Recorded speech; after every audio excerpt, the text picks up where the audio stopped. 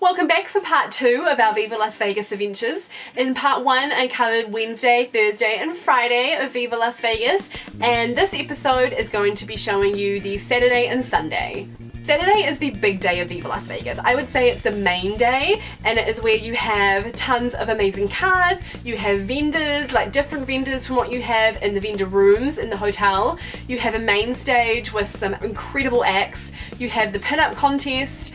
There is just so much to do.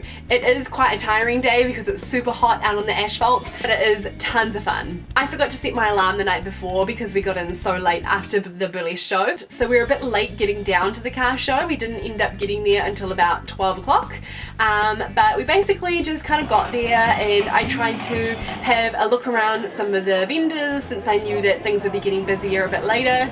I sort of tried to kind of find some of the vendors that I wanted to say hi to, like people that I've worked with or have talked to a lot online.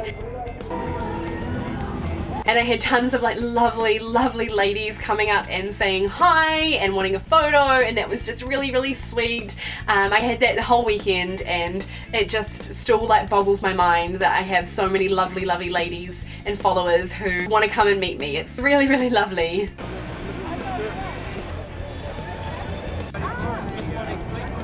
At 2 p.m. we had to check in for the pinup competition. As Miss Viva Las Vegas 18, I won it in 2015, Rockwell DeVille, the organiser and host of the competition, asked if I would be able to help Pinup Little Bit, who was last year's winner, kind of sash and crown the girls. It's always a bit hard like juggling the sash, the crown and the trophy, so I was in charge of the sashing and Sharon was in charge of the crowning and the trophy giving. To get to be up there on stage again was really exciting.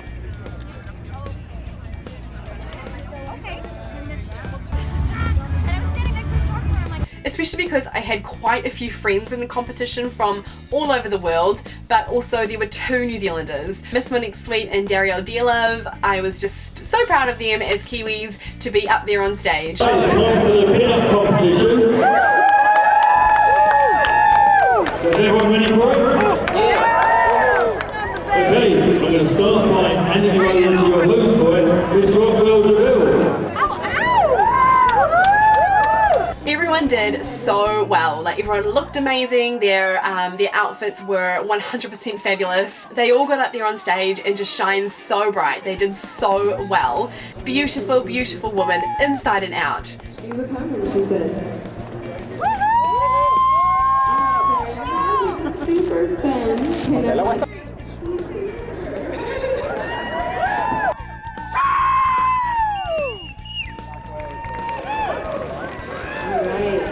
Monique, you have such a fun, bubbly personality, but you survived a horrible accident. How? Lady Lipstick?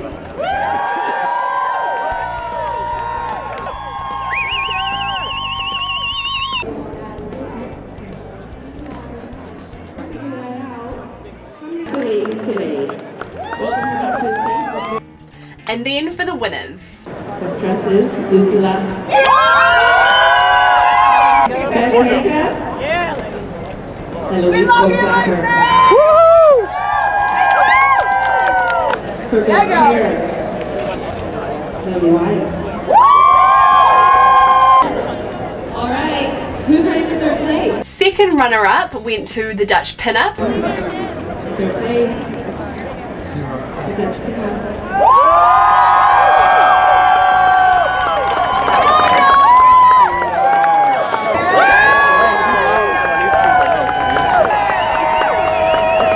Runner-up went to Darielle Dearlove from New Zealand, which I was just like, yeah! Darielle Dearlove.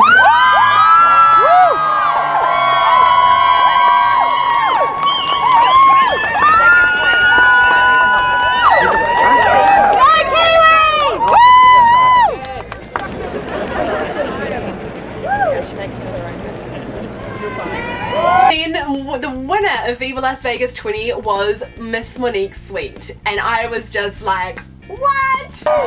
And in 1st place, the next reigning pinup queen for Viva Las Vegas, number 20, Monique Sweet.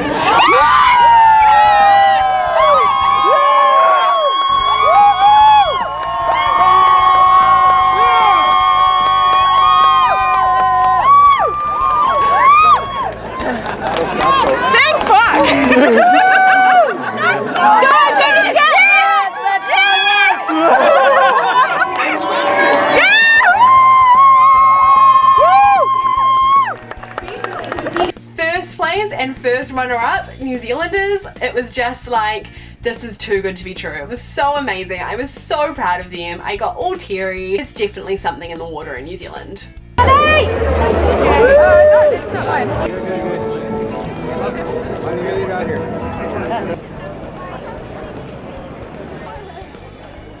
After the competition, we just had another nice walk around the vendors, have a little look at everything again. I did a little bit of shopping, went back to some of the booths that I wanted to buy some things at.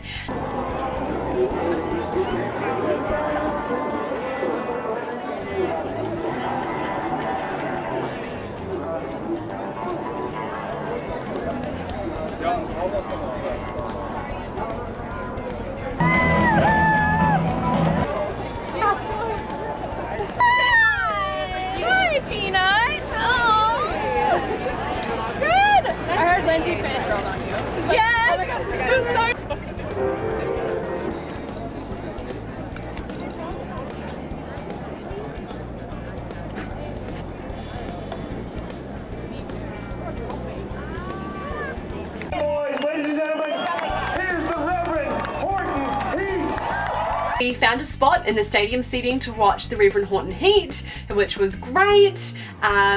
Did a little bit more walking around sort of the cars and the vendors and sort of stayed there till maybe like 7 o'clock before heading back up to the hotel room to get changed for the evening.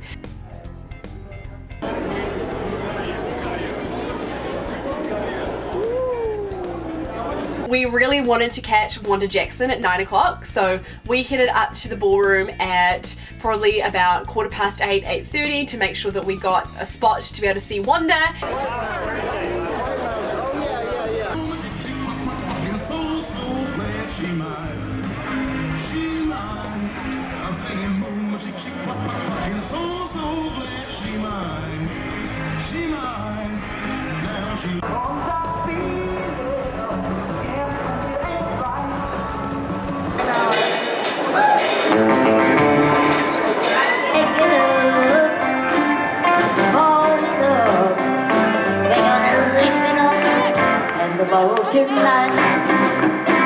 She was so good. I loved her little stories about, like, you know, her heyday, about Elvis. Her singing was still, like, her voice was still so good. And then after that was Freddy who was equally as amazing. I just had such a good time dancing to his music. Well, she rocked to the drag, shut your rag and mop, stomp into the shag, rock the money hop.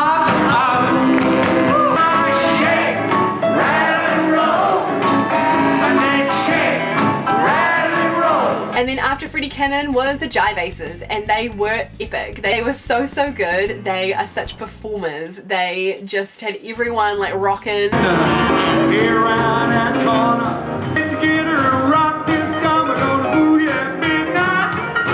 Yeah, boogie at midnight. Sunday was another slightly lazy start to the day. We were quite tired from the day before, but we went and had a late breakfast at the Peppermill Diner with some friends of ours, Fran from New Zealand, and then also Ivy Fox and Ruby Rabbit from Australia. And the Peppermill is a really fun place to go and have some food, and it's like the typical American meals where they're just massive and you just feel really overfull. But it was perfect and exactly what we needed for Sunday morning.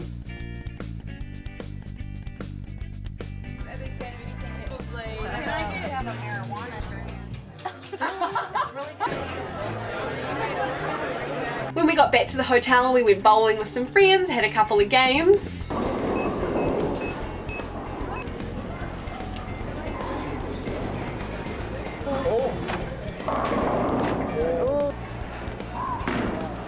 I was as atrocious as usual, but that's okay because some of the others were just as bad.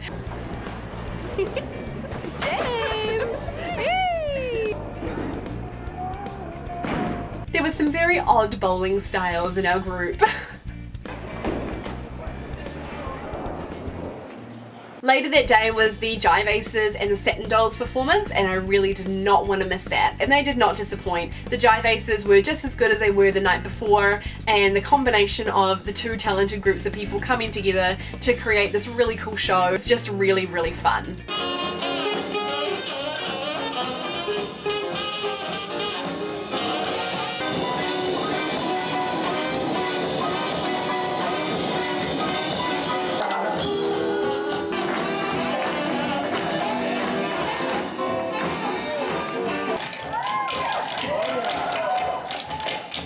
It did end like right as the jiving contest was meant to start. As soon as it ended, we rushed up into the ballroom to catch the jiving contest. Luckily they were running a little bit late, so we managed to still catch the full contest and a little bit of the bopping contest as well, which was beforehand.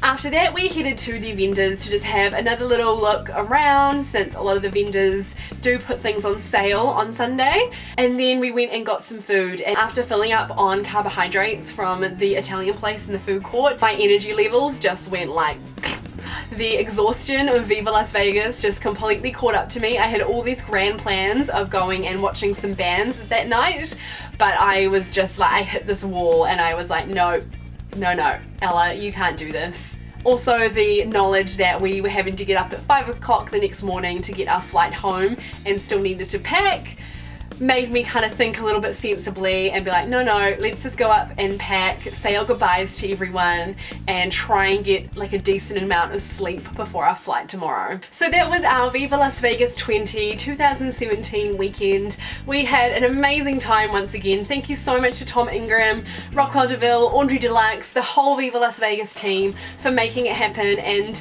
congratulations on 20 years of Viva Las Vegas. Thank you to all of the wonderful people who came up to talk to me, to take photos, to say hi, to compliment me and offer kind words. That's always a really heartwarming aspect of the weekend for me. We had such a good time getting to hang out with all of our friends from New Zealand, and I really did not want to have to come home. I had some serious post-Viva Las Vegas blues in the week after. It was a fabulous 5 days, and we cannot wait until next year. It'll be our 5th year, and we are already starting to plan. So see you next year.